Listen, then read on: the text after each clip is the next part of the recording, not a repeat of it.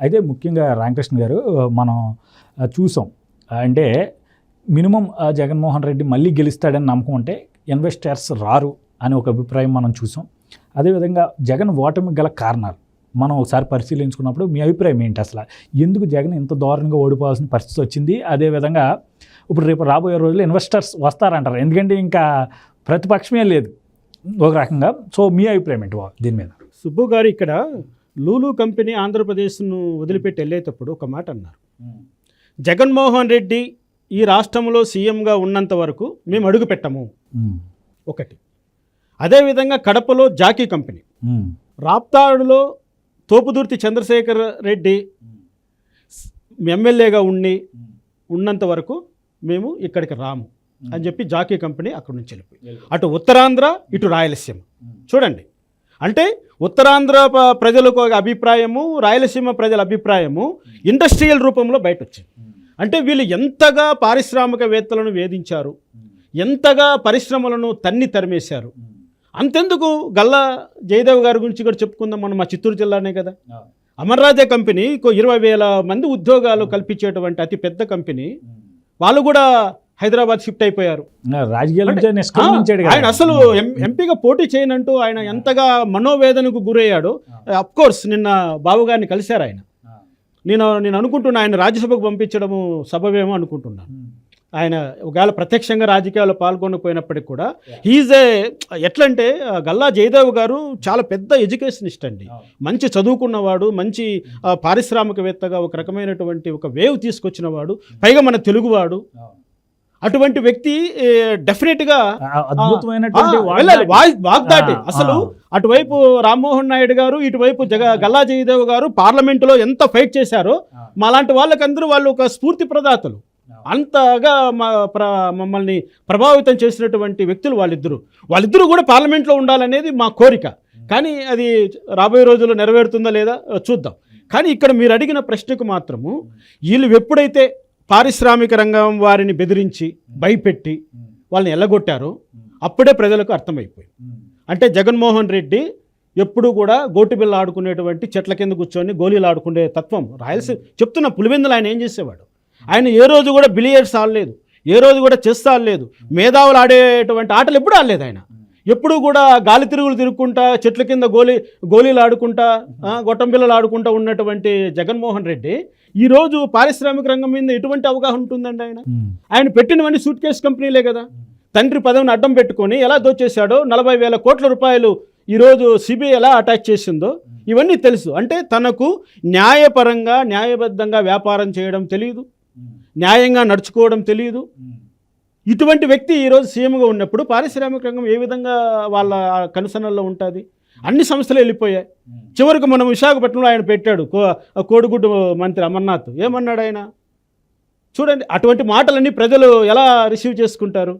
అందువల్ల అతనికి ఈరోజు ఘోర పరాజయం ఎదురైందంటే రీజన్ ఇదే. ఇక్కడ ఆయన అనుకున్నట్లుగా మహిళలందరూ నాకు ఓట్లు ఎలా ఇస్తారండి? సంపూర్ణ మద్యపాన నిషేధం అంటూ నువ్వు చేసినటువంటి ఎదవ పనులేంటి? మహిళలకు 50% అన్ని పదవుల్లో రిజర్వేషన్ ఇస్తానంటూ నువ్వు చేసిన పని ఏంటి? ఇప్పుడు మహిళా కమిషన్ ఏమన్నా చేసిందా?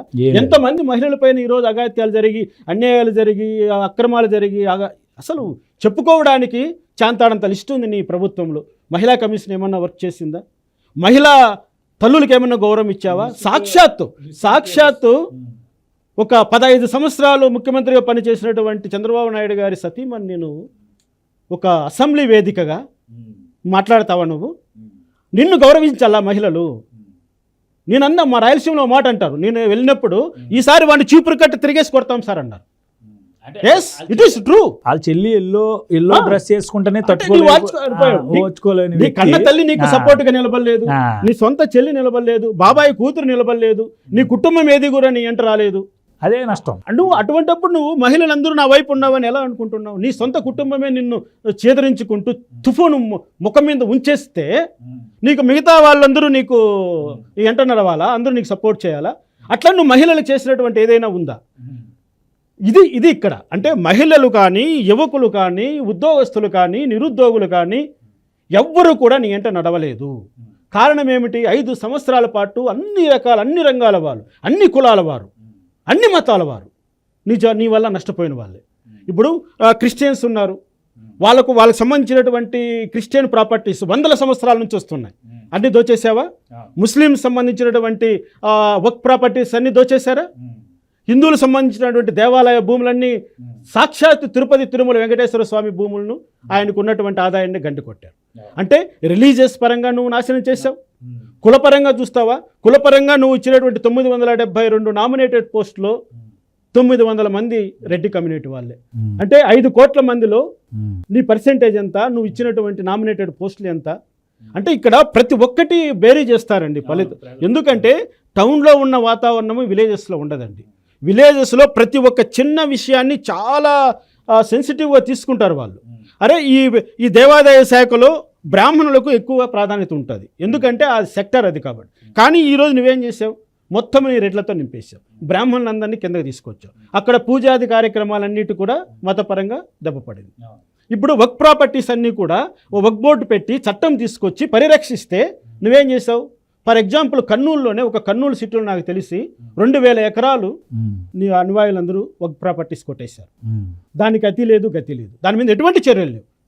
ఈ దేవాదాయ భూములు అయితే ఇంక లెక్కే లేదు, కొన్ని వేల ఎకరాలు దోచేశారు. ఇంకా అన్నిటికీ మించి అసైన్డ్ భూములు, పేదలకు ఎప్పటి నుంచో స్వతంత్రం వచ్చినప్పటి నుంచి బ్రిటిషర్స్ కాడి నుంచి ఇచ్చినటువంటి అసైన్డ్ భూములన్నీ కూడా నీ అనుయాయుల పేరు మీద, జగనన్న కాలనీ పేరు మీద బెదిరించి భయపెట్టి లాక్కున్నాం. ఆ పేదలందరూ కూడా ఈరోజు భూమి లేనటువంటి నిరుపేదలు అయిపోయారు.